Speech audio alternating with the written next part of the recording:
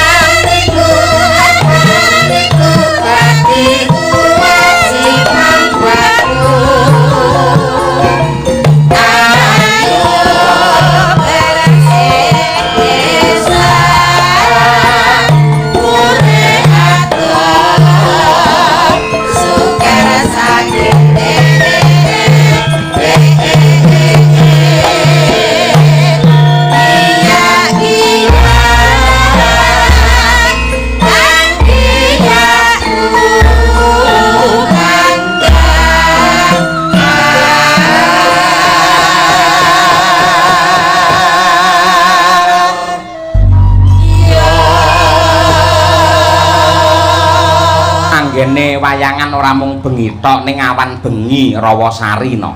Iya, Mula gamelan wiwit esuk mau subuh wis tekan kene. Iya. Sing asta awan sapa, Yung? Nenggih Ki Dalang Hartana saking Wonosegara. Wah iya, Lan ugi mboten ngira babar pisan nadyanto sepisanan kula sowan mriki parandene ingkang kepareng rawuh sangat luar biasa. Lan ingkang keparang pinarak lenggah ana ngarep mburine gamelan rata-rata dilenggahi karo para ibu-ibu. Monggo piyayi mirsani wayangi akeh iki piyayi kakung. Ning ripalungguhan iki ibu-ibu Rawasari sangat semangat lenggahe ning ngarep dhewe tur ya ngangge kursi. Pokoke sing jenenge wong wedok ngendi wae ora gelem kalah karo wong lanang. Nggih napa mboten, Bu? Ya, banter suarane ngono kuwi. Iya apa? Kaya ngono kuwi Piyai Putri pokoke ning donya iki paling menangan. Pokoke ciri khase Piyai Putri anggere ngangge kudung terus ngangge gamis ngono kuwi numpak pedah motor. Ratinge ngiwa, menggoke nengen genah kuwi wong wedok. Iya ta? Kaya ngono kuwi. Terus anggere dituturi karo sing lanang malah kono genti mejang. Ha iya. Ning luar biasa kok. Mugi-mugi ibu-ibu sedaya mliginipun ingkang kepareng ngagem kudung sing dikudungi ora mung mustakane tok, ora mung rikmane tok, ning nganti tekan atine ya melu dikudungi. Allahumma Amin. Aja nganti malah dadi maksiat ketoke sirahe kudung ning ngisor warung aja. Iya. Aja nganti mergo contohi pirang-pirang ngono kuwi. Iya. Bener ya. Kaya ngono. Ketok ya nembang ya Allahumma. Wah, iki jag-jagan wong pirang-pirang. Ayo. Iya ta. Ngono iki pirang-pirang contoh. Ayo. Luar biasa. Waranggana ana 6 wiwit saking cedhak wit jeruk nika. Ngelak wis kari motel Mbak Lia. Iki jeruke ning ngarepe iki ngatasé 3 kok dadi 5 ya malian ya. Ayo. Menika Mbak Lia Sundari. Saking Sragen menika Mbak Lia nggih. Kalajengaken ingkang angka kalih mugi nggih Mbah kok niki Mbak Trihastuti Retnawati. Wah iya saking pundi? Saking Ngawi. Oh Ngawi. Saking Ngawi, Desa Cianjay, Kecamatan Cianjir ya kuwi. Ayo.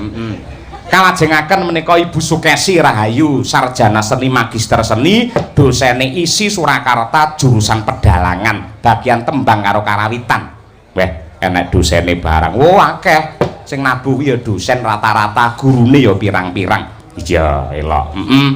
Kalajengaken Mbak Dian Munasiroh, sarjana seni magister seni.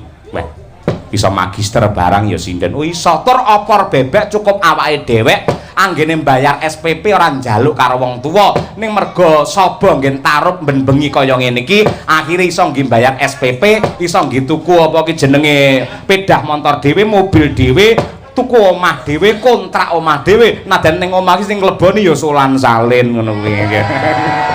Wonge teko. Ayo kuwi. Iya. Mbak Munasiroh saking saka Laladan Mediun. Kalajengaken Mbak Birgita Ayu menika sarjana seni. Wah, saka ngendi? Kota Tahu Kediri. Iya.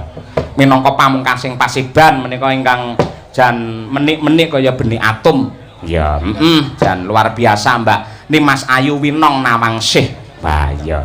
Kuwi nggen apa ki jeneng alise ya kandel tenan. Mergo dipotelot kandel campur spidol senomen lho, Nduk. Ayo ngono kuwi. Ayo. Ngono ora iso to ditato ngono ben rasa macak neh ora iso to. Enggak bisa ya. Tetap ngono keindahannya ya. Ayo, ya. Ayo.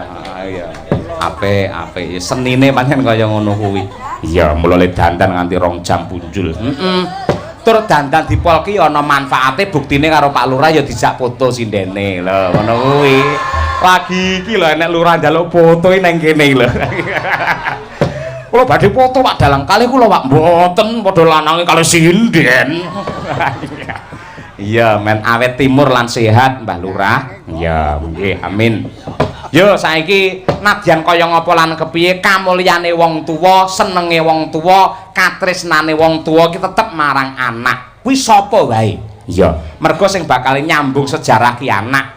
Mumpung isih pelok barang ngaturake langgam ngger putraku komplit sak bawane. Ngudang karo putra-putrane para warga masyarakat Rawasari mriki mugi-mugi dados lare ingkang soleh lan ugi solekah. Allahumma amin. Bu Kesi, ayo coba kaya apa? Nggih. Matur sik, yo kira nek bintang tamune ayo mbanyol-mbanyol apa kono. Ngono. Ayo. Inggih, saderengipun kula nembang, kula badhe ngaturaken salam. Assalamualaikum warahmatullahi wabarakatuh. Ibu-ibu sing pinarak kurang banter, kurang seru, muga-muga sing jawab salam kanthi semangat, rezekine tambah melimpah ruah. Amin. Haleni Bu Kesi, yo ibu-ibu semangat. Semangat ya ibu-ibu ya. Assalamualaikum warahmatullahi wabarakatuh.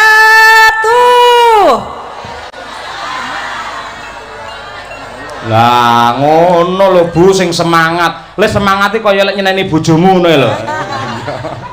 Terus pripun Bu? Nggih, saderengipun nembang kula badhe ngaturaken panuwun ingkang tanpa upami. Dalu niki sedaya warga masyarakat Rawasari makempal sesarengan Pak Kepala Desa lan perangkat desa sesepuh pini sepuh ngumpul wonten ing mriki ngawontenaken upacara adat inggih menika bersih desa. Leres Bu nggih? Nah, kula badhe crita sithik Bu. Sakjane awake dhewe niku Bapak Ibu kalih mbah buyute awake dhewe niku pun ditinggali napa sing jenenge kabudayan sing sekti banget. Wujude napa? Nggih niki bersih desa. Lek bersih desa niku lek enten awake dhewe ngrawat tanduran, ngrawat desane. Pari niku enten jenenge Dewi Sri, Dewi Kesuburan. Kenapa? Mergo supaya pari-pari tanduran niku wau enten sing ngrawat didone saka ama. Nggih to basane tikus. Terus teng segara niku enten sing jenenge istilahnya Dewi Lautan sing niku tugase ngrawat laut supaya laut niku mboten gampang dibuangi sampah-sampah rereget saking olah pikire menungso sing mboten tanggung jawab. Nah, pramila sejatosipun Mbah Buyuti awake dhewe niku sekti supaya masyarakat iki dijak ngrungkepi tanah kelahiran bumi pertiwi iku supaya subur, supaya besok anak putune seiso ngrasake kaya apa to asile laut sing apik, kaya apa to asile bumi panen sing apik. Nggih to Pak Dalang? Leres. Lek mboten dilindungi kanthi cara bersih desa ngeten iki, wis mesti menungso niku sak geleme dhewe. Mergo nafsune menungso niku nggih nyuwun sewu nggih. Serakah ngangah-ngangah kados ngoten.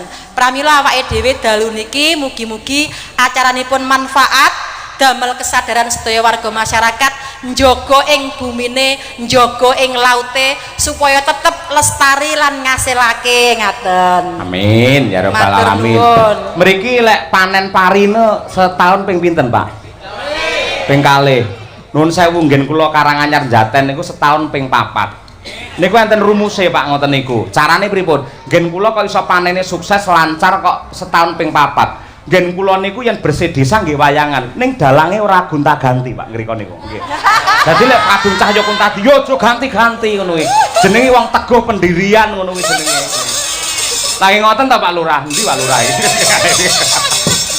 Mboten niku guyon nggih. Monggo Bu Kesi ya atur panglipur marang warga masyarakat sedaya lan ugi pareng monitor lumantar YouTube Kuntadi Channel.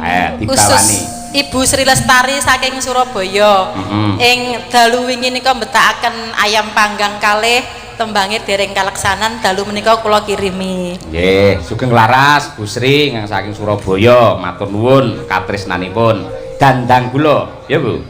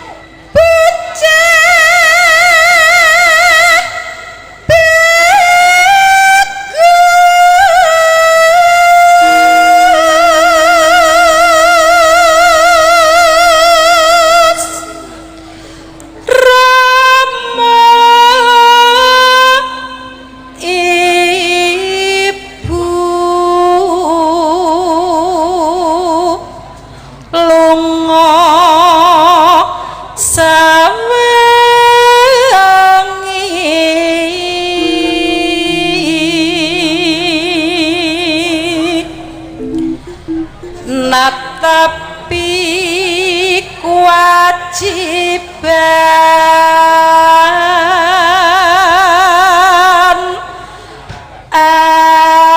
angger aja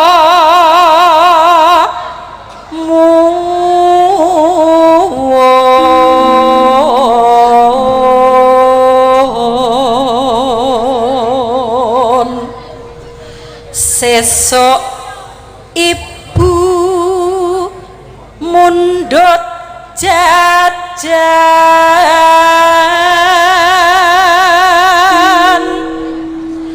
mengko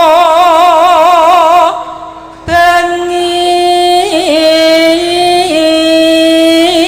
gelar bubuk lan lek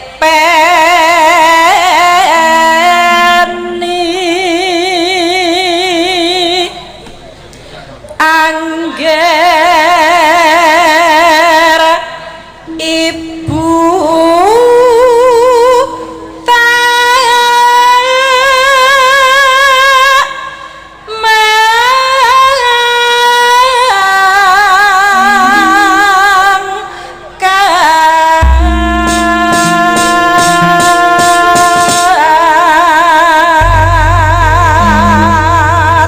matur sembah nuwun kalajengaken langgamipun nggih putraku karya Rama Haji Sukron Suwanda monggo Bu Kesi. Anakku sing bagus dhewe nang semake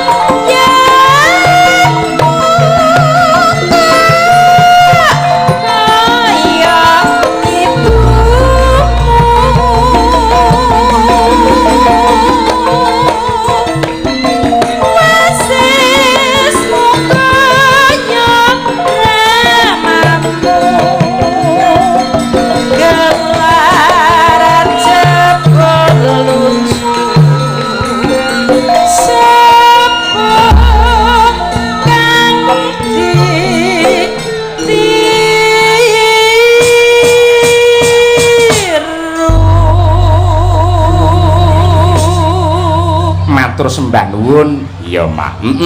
Iya akeh nawala sing tumibeng pangkon. Tak wacane sik. Bapak Dalang Cahya Kuntadi kula nyuwun gending. Nenggih gubuk asmara. Kula aturaken dumateng para kadang-kadang sedaya cekap semanten. Terima kasih dari Bapak Ragijan Rawasari. Wah ya. Sugeng dalu Pak Dalang nyuwun lagu Ninggal Katresnan. Nggih. Saking kula Pak Warsito matur nuwun. Nggih. Assalamualaikum bucange kula nyuwun tembang Lintang Asmara. Tembang menika kagem sinten niki genduk kula Rinawati nggih saking Pak Hantara nggih dumateng Pak Dalang kula nyuwun lagu Ninggal Katresnan kalian Lewung saking kula panitia Mbah Kadus. Oh siap Mbah Kadus nggih. Yo Birgita Ayu jemeneng luwih dhisik Arum Bali ya. Yuk berpacu dalam melodi hoye.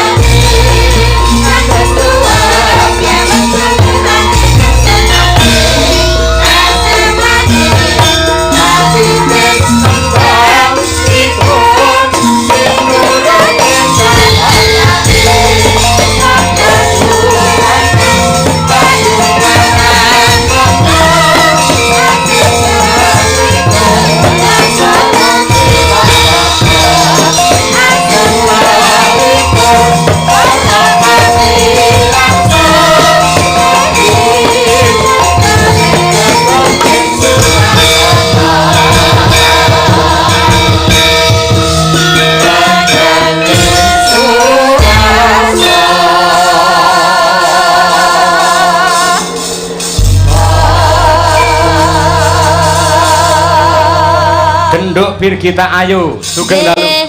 Sugeng dalu, selamat malam Pak Dalang. Nggih. Sing jenenge Waranggana era sekarang generasi Z niku. Ya. Ora mung pinter nembang, ora mung iso nyindeni srepek ayak. Ning dituntut berwawasan yang luas apalagi Anda adalah sarjana seni. Betul. Lah temane bengi iki Piyayi Rawasari lak nganake bersih desa. Bersih desa. Nah, mungguhe Mbak Birgita piye? Jenengan bersih desa ki piye? Rawasari ki piye? Ayo. Bersih desa bahasa Indonesia mboten napa-napa nggih, Pak. Bebas nasional. Nggih saderengipun kula perkenalan riyen nggih, Pak. Boleh. Wilujeng dalu Bapak Ibu. Assalamualaikum warahmatullahi wabarakatuh. Kula niku teng mriki 2 kali, Pak. Saestu niki. Masa ta? Nggih. Kapan sing pertama? Tahun 2023 napa 2024 niku dalangipun Pak Tantut. Oh, Pak Tantut. Nggih. Oh, nggih. Saniki nggih to. Piye kene dadi apal karo sampean? Seharusnya apal. Oh, nggih. Apal mboten Pak Bu? Mboten. Waduh, bahaya ya. Nggih, kula tak nganu nggih, Pak. Tak menjelaskan tentang napa niku bersih desa. Nggih to, bahasa Indonesia kemawon mboten napa-napa nggih, Bu. Boleh, sing penting komunikatif. Nah, nggih. Bersih desa adalah suatu kegiatan yang dilakukan masyarakat untuk berdoa atau berterima kasih kepada Tuhannya atau kepada Sang Penciptanya dengan tujuan agar desanya ini bersih dari mara bahaya, sakit. Kok intinya desanya ben selamat ngoten Pak. Bersih desa tegese bersih lahir lan batin. Nggih. Bersih lahir tegese resik marang desane, batine atine kudu apik. Lah ngono to. Ayo, kowe iso nuturi kudune ya iso nglakoni. Atimu kudu apik tenan, ngono. Kula niku piye ya, Pak? Ngopo? Kula niku kon atine resik ketoke kangelan, Pak. Soale Kula niku kula dilarani Pak karo lelaki ngono iki Pak. Dadi kon resik ngono gak iso Pak. Aku duwe trust isu Pak. Aja sak kaya ngono kuwi. Ya, Pak. Anane wong lanang nglarani karo sampeyan. Kuwi mesti ana sebabe. Nah ngono kuwi mesti ana sebabe. Sebabe ki apa? Asline mubeng kaya karma ki mubeng. Kowe bakal dilarani waton kowe wani nglarani karo wong liya. Aja-aja ketoke kowe dilarani, mbiyen kulino nglarani wong lanang kowe. Ayo. Ngono kuwi. Ora Pak, ora. Lah saiki nek aku ki misale apa jenenge nglarani wong lanang kok aku ki single terus, kok aku ki jomblo terus. Piye ngono iki Pak? Jenengan saged jelasne mboten? Ya iso. Lah pripun? Awakmu kok ora nek sing nyedak karo kowe, kowe lan duwe pacar sebabe aku ngerti. Lah napa Pak? Mergo wong lanang kabeh wis trauma, gitu. Awake lemu wong lanang ki bareng dadi pacarmu iso bobote kari selawe langsungan. Lah kok ana aja ngono Pak, jenengane ngelek-ngelek jeneng kula teng desa Rawasari ngaten iki. Mengko lek enek wong lanang sing bagus, jomblo, Joko, sugih malah ra sida nyedaki kula engko Pak. Nuwun sewu Bapak Ibu ingkang kagungan Joko Kumala-kala. Nuwun sewu ampun nganti dientuki seneng karo Birgita. Lho. Nuwun sewu karo tikus teng sawah sik ganas niki sih ansir. Lho Pak, sinden sakmene biyane iki lho Pak, sing paling cantik iki sapa Pak? Birgita. Kuwi lek kanggomu. Lek kanggone Cahyo Kuntadi tetep istriku Sukesi Rahayu ngono kuwi. Iya Pak, iya. Mergo aku tipe setia ngono kuwi, Terus jenengan bangkit aku gak tipe setia ngono. Tandane yen kowe setia apa? Jak. Wanita berhidung pesek kuwi mesti setia Pak. Heeh. Ning ngene ora mung Iya, siji tok kuwi lho tandane. Apa, Pak? Wong wedok pancen lek irunge pesek pancen setia. Nek kok capo lek nganti bathuke rada nono, kuwi basane karo wong lanang ganase ra umum. Nggih napa mboten, Pak? Oh, kuwi lho balaku akeh. Aku lagi pisan lho rene. Ayo. Ngono kuwi. Bu belanono aku to, Bu aku pindho lho Bu rene Bu. Iya. Ibu-ibu ya santai wong kuwi balaku kabeh kok. Desane Rawasari aja kalah karo pelawak-pelawak era saiki. Ayo. Rawasari, piye maknane? Dijabarkan. Anu ya Pak, Rawasari, persuku kata ya Pak, kangelan aku golek R ngono kangelan. Dadi Rawasari, 4 suku kata Betul. gitu. Aku yang ngerti pacarmu papat ya, pas kuwi. Ayo ngono kuwi. Nggih. Pak. Rawasari. Ya. Ro apa ro?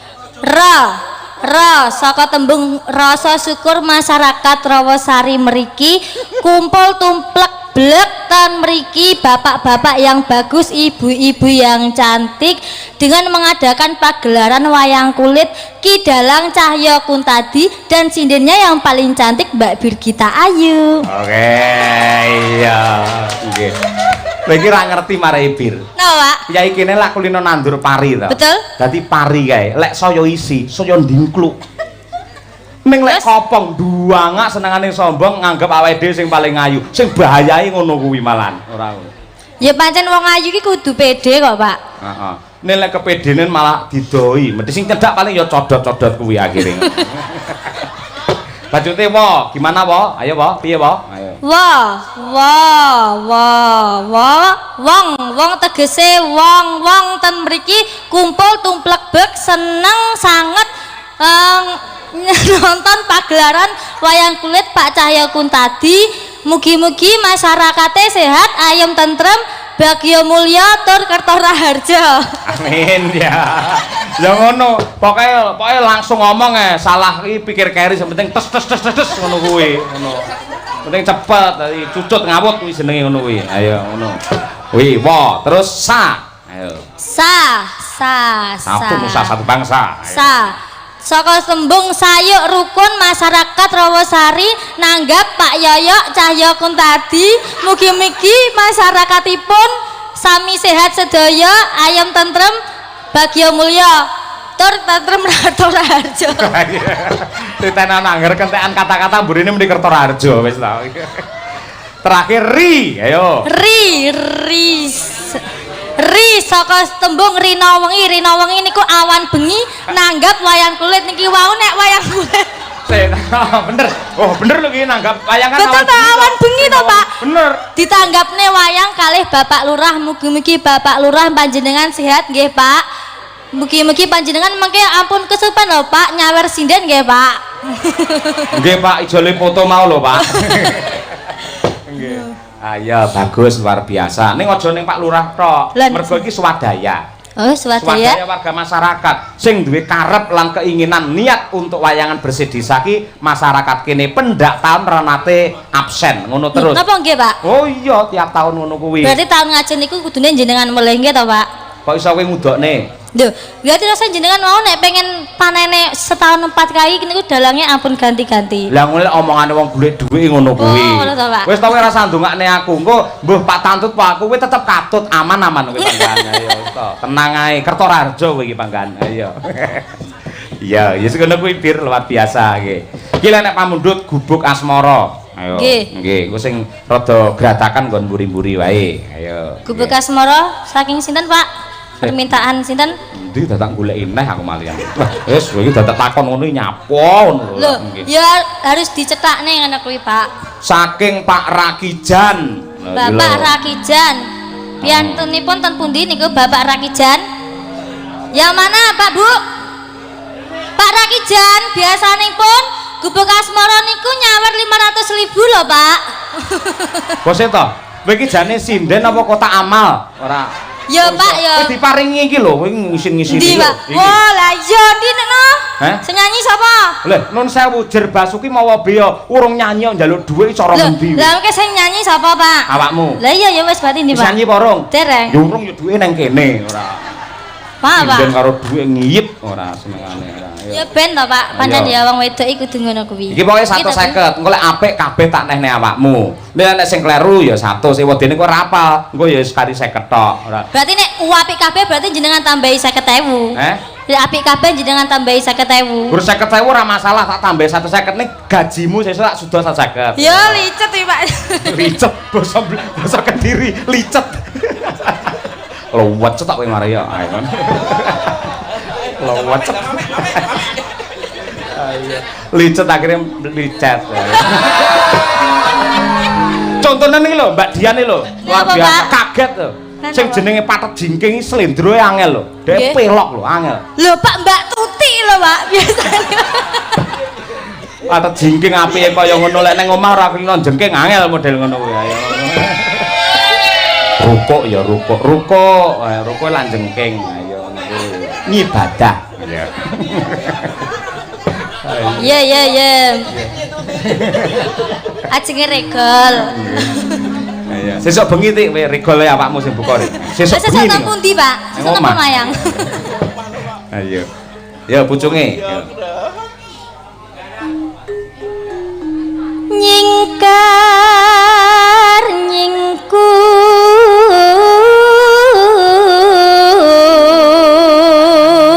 Saya mboten, Pak Bu.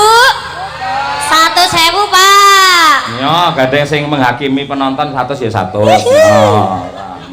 Aku kuwi blobo karo cah wedoke langlung-langlung aku. Aja kok kuwi. Ayo. Wiwitane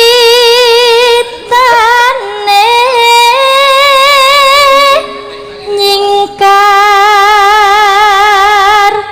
nyingkur.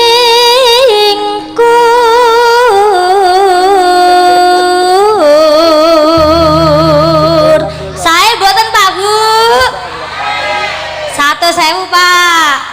Lah angger saya iku njaluk 100 mongko mau gur 150. Lho. Carane ngene aku ya bangkrut ngono. Lah kan kula kan pun ngomong, Oh, Pak. ora dalang tak wirausaha carane ngono kuwi. Angger ana 100 ora. Nesu, mayang mosok nesu, dalang iki gak entuk nesu, Pak. Ora sing jenenge sinden kewanen kudu dikerasi. Buktine wong saret lek sing lanang ora keras awakmu ya bingung ora senengane. Pripun, Pak? Pak Rakijan, ya Allah, Pak Rakijan panjenengan bagus banget. Alah.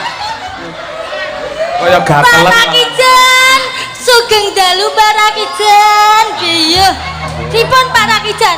Pripun panjenengan nggah teng panggung napa? Oh nggih, pripun? 500.000 Pak Rakijan.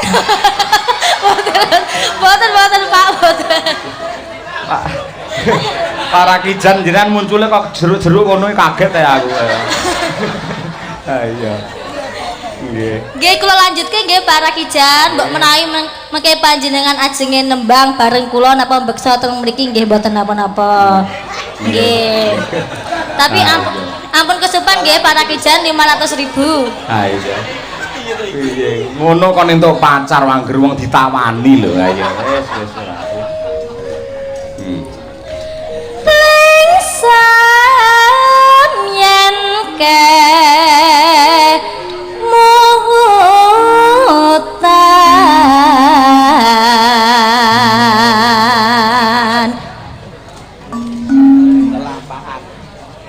lalam rapal iki. Ya 100 balik. Rapal. Nyapa takon kancane. Kene, balene. Engko lek bener tak rono neh. Ayo ngurapal 100. Jenengan kowe timbilen kapok lho, Pak. Timbilen yo ben. Timbilen iso ndalang aku. Kok sing dupa kemelun ya iso sik anu. Lah kowe salah kok mau aturane ngono lek kleru. Ora salah, Pak. Lali lirike. Iya, lek ra dilekne lah ya salah akhire. Ya ora. Engkel ora. Lelampahan kang Bungkur. Ora kena digodokke. Sae mboten Pak Bu. Sae 100 Pak balikno. Iki jane iki mindring apa sinden ora. Nya. 100. Mulai salah tarik neh lho. Gak. Pak Rakiman duitnya dijaluk Pak Dalang. Yo, dikae duwe lali yo Rakiman Pak Rakijan kok. Iya. Alah kaca Siti ya, Pak. Iya. So ning YouTube lek dadi bintang terkenal jenengmu kudu kok tambahi. Napa, Pak? Birgita Ayu ki wis apik lho, Pak. Oh, tambahin neh. Napa? Birgita Ayu Rakijan. Mergo sing marai lancar iki Pak Rakijan. Lah ya, mergo gubuk asmarane Pak Rakijan. Aku bar iki dijuluki Ratu Gubuk Asmara, Pak. Ratu e gur ning gubuk e apa? Tangani semut malah ora. Oh, bener kowe Ratu Gubuk bener kowe. Nah, iya. Akeh kowe. Aduh, tresna tulus nadyaning gubuk asmara. Nyo timbang kok jaluk neh sak pisan. Yuhu, Asli kok Pak Rakijan ya 150 kuwi. Matur nuwun nggih Pak Rakijan yang bagus sendiri. Nggih. Kalajengaken tembang gubuk asmara yang badhe dipun kumandangaken dening karawitan Madangkara sindenipun Birgita Ayu Rakijan. Gak apa-apa. Aku pancen selerane itu yang dewasa. Seperti Walah, Pak Rakijan. Dewasa apa kowe iki nong tuwek mangga gelem ae kowe iki. Ayo apa railing sing ning Surabaya, ayo. Loh, ki meng aku isuk ditelepon anggitmu, Pak. Ora takon aku. Arek, Pak. Monggo gubuk asmara bersama Madangkara selamat sukses untuk desa Rawasari ditembangkan oleh sinden Birgita Ayu.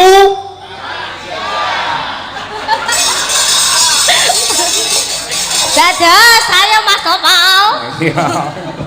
Mangga, ya yuk. Ya, iya. Iya. Tak pernah ucap hello pergi kau melambai. Harimau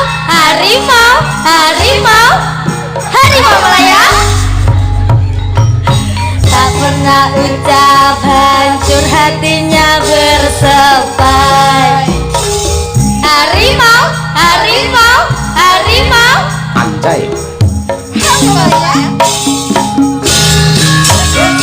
Aye.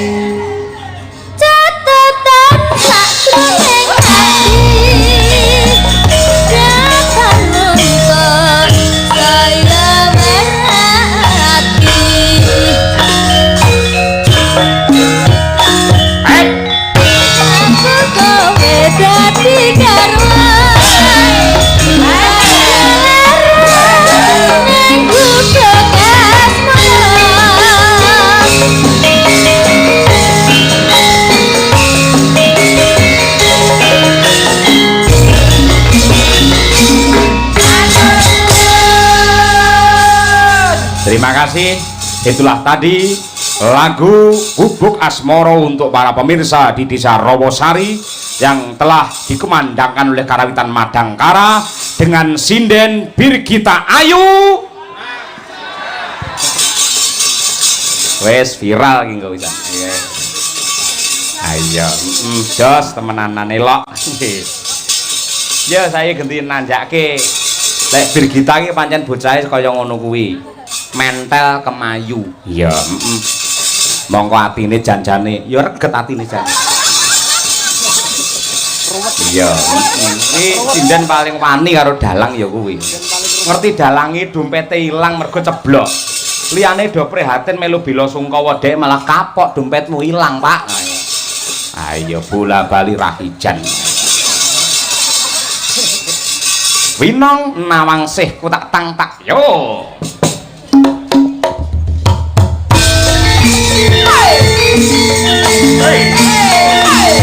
Mungkin kurang agung.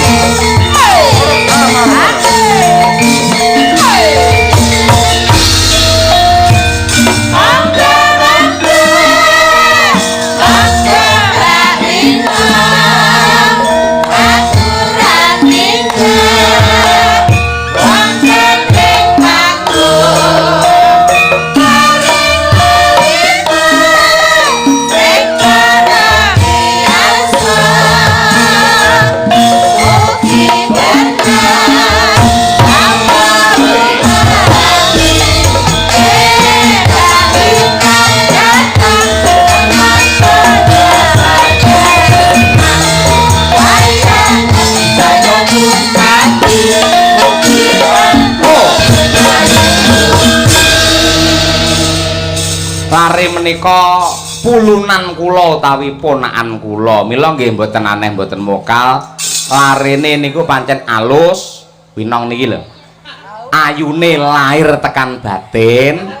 Ora nate protes. Masya Allah. Ora nate njaluk saweran. Masya Allah. Sangat berbeda dengan yang lain. Jan, kula niki jan sinden wibawa. Kowe bareng kae malah koclok kowe malah. Dilem malah wibawa. Senengane ora. Mboten, Pak. Nggih, sekolah nang dina? Saya sekolah kuliah di UNS. UNS. Ya. Kepanjangane UNS. Universitas 11 Maret Surakarta. Sampun semester pinten? Semester sekawan, Pak. Sekawan. Di Nggih. fakultas atau jurusan apa? Fakultasnya keguruan, jurusan bahasa Jawa. Kenapa kok Anda mengambil bahasa Jawa? Karena Meleset.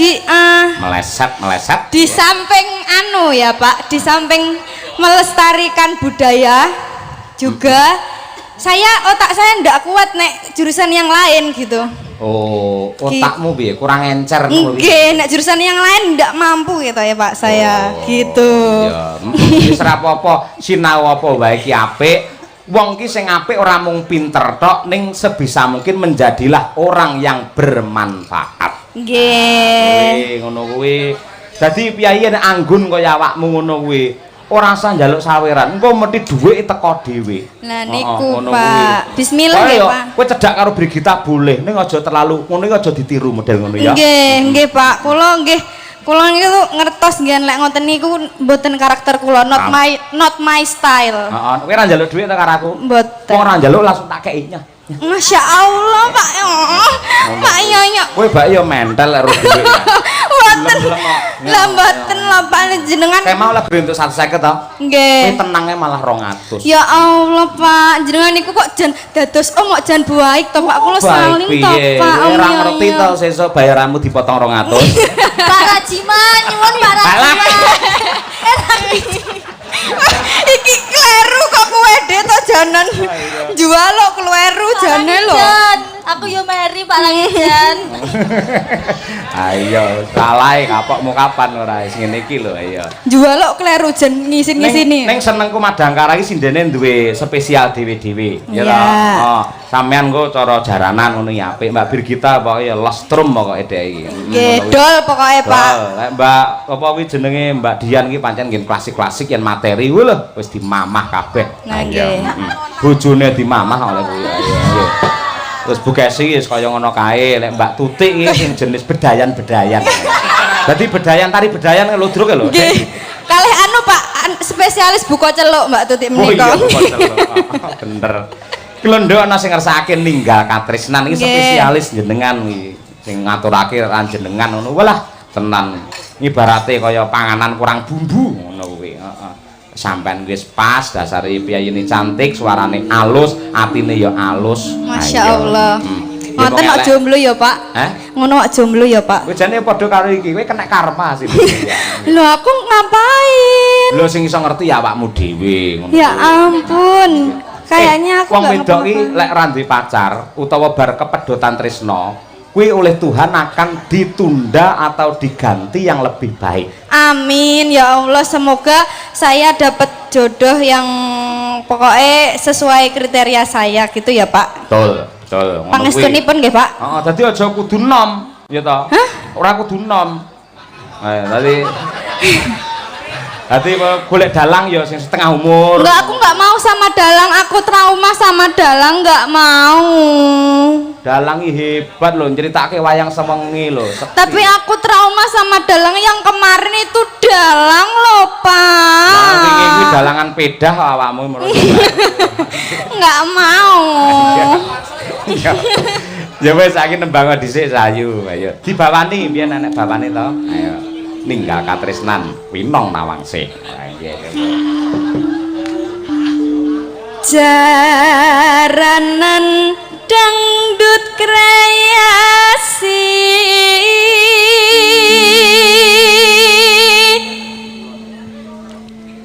rineng kuwi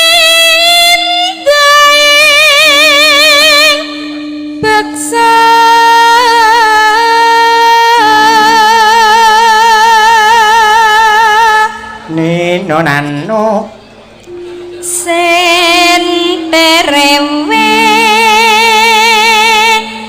jaran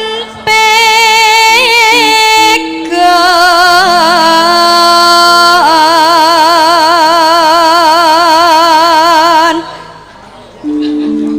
luas gemas nuju prana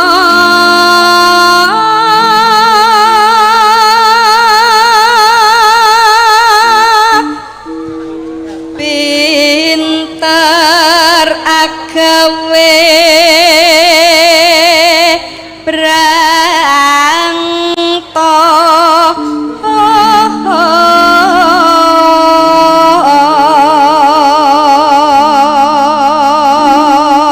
sapa nduk sing pinter gawe brangto sinden winong tulung aku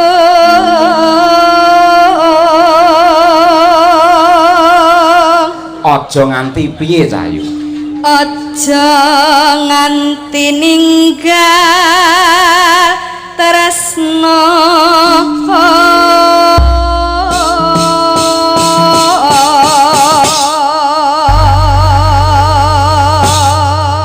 Oke, terima kasih. Ya. Digarap rong rambahan sepisan dangdut, yang kedua jaranan ala Tulungagungan. Wah ya, Winong Nawangse. Oke, monggo, cendos.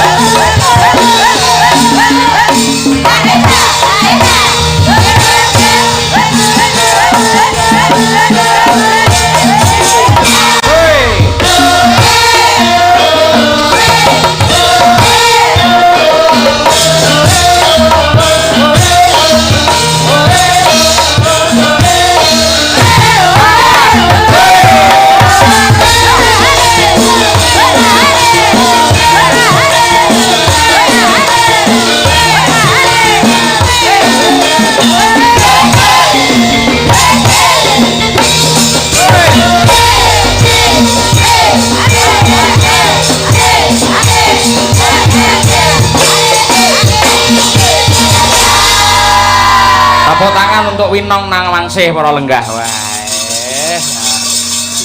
Iki pahlawan budaya Piyayi Putri sing kudu ning dalem, bubuk manis ya ini jingklak-jingklak ning panggung. Ya lanjut dan luar biasa. Muga-muga sinden-sinden lagi labuh dharma marang budaya kuwi ora mung entuk tali asih sekedar saweran ning bener-bener entuk anugrah saka Gusti sampean keluargane esuk kagungan putra ya bener-bener becik sak kabeh. Ya. Keringetan nong, keringetan masalah tak lapi nggak iki piye? Piye? Iya. Ya, lapai dhewe. Enggak apa-apa ya, Pak. Kan ponakan. Ndak ada apa-apa.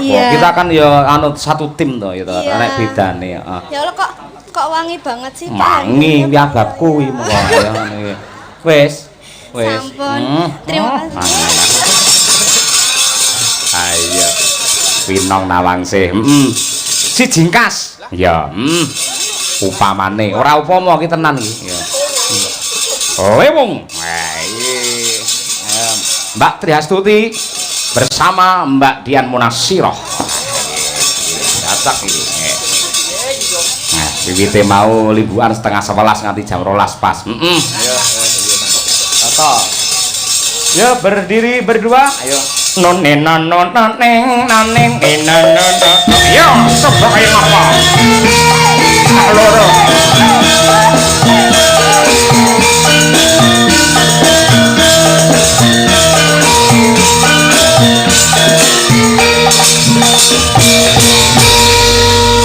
sampun matur nuwun Pak. Cekak dereng to. Iki lagi supak.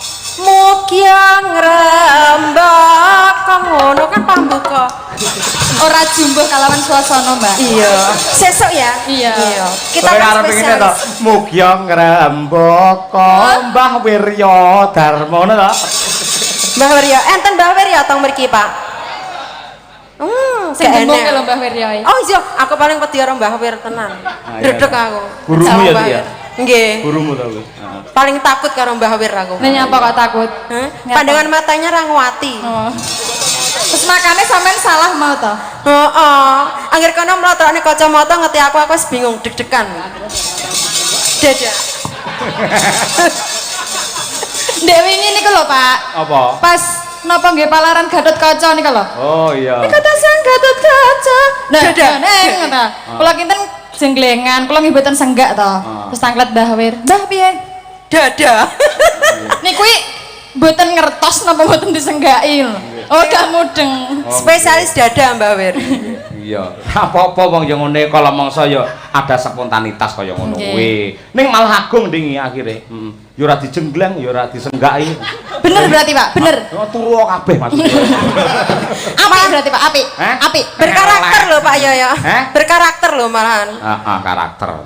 Sing paling karakteris sinden neme awakmu Tik tenan. Piyayi kaya ngono. Jan mentol ngidoni. Tapi ora guwak lho, Pak. Sampeyan aja ngono karo aku. Ya samane eling aku ya hene lho. Gabung karo jenengan, resnani jenengan, lahir batin tulus, ora duwe rasa piye-piye. Sampane kudune ya rada sayang karo aku. Ora ngono kuwi nek enek sing anyar terus lali to karo sing tuwa. Ngapa awakmu? Lah kuwi awakmu tak omongi ra gelem.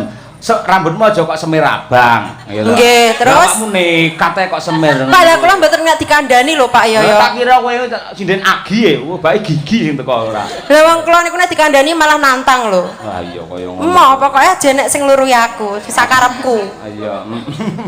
Pancen kuwi sinden liar awakmu kuwi ora. Nggih. Wis nyanyi Pak omong e. Nah iya. Duwe lara omong soalé. Heeh. Ora iso mingkem. Wis nyanyi. Iya ya nyanyi hop. Din, mau perjanjiannya ora ngono lho. Piye? Perjanjiannya mau ngocese lho, Din. Iya. Ya kowe mara-mara rono ngono barang kok jare kok. Lah mara ngene Bapak. Panjang saweran. Heeh iya. Monggo Pak niki dagangan kula, Pak. Monggo Pak. Ayo Din. Waduh, kon mudun tenan iki Pak, mboten apa Pak? Hah? Ayo dagangane. Aja medun.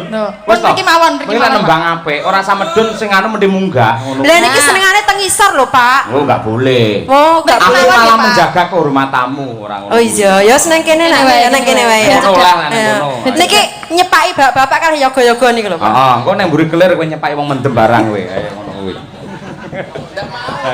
Ayo tarik Mas Noval. Nggih. Mas Noval. Mbak Tuti dan juga Mbak Dian Muna Siroh. Oke, yo.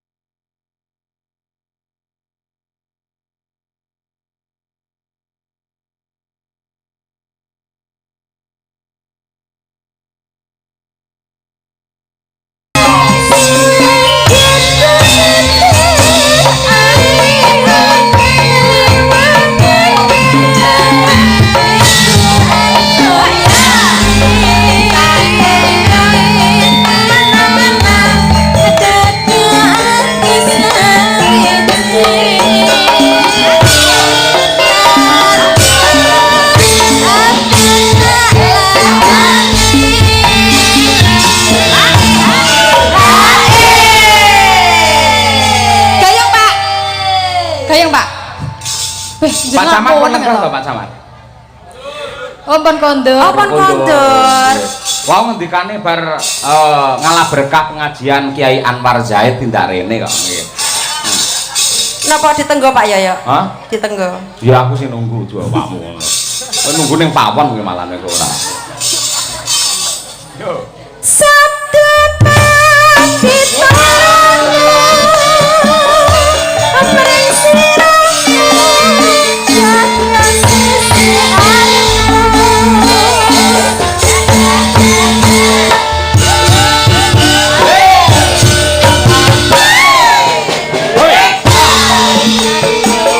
Oh.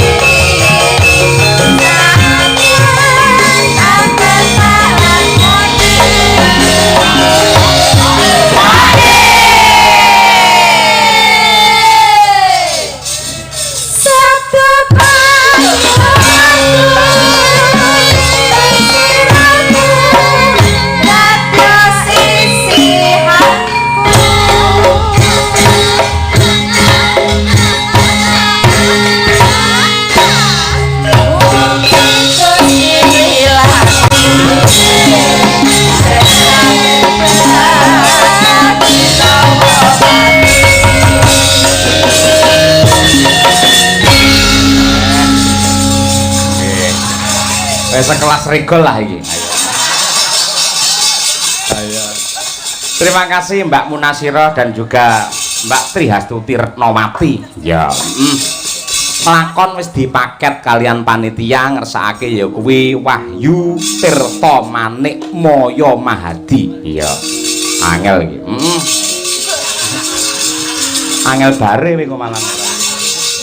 Ya mula Kang mangkono ayo mbacutne gelar crita no. Monggo mak tak derekake.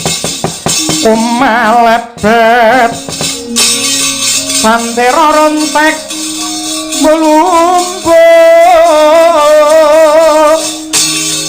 tampur busananing wadya kemebyara srikan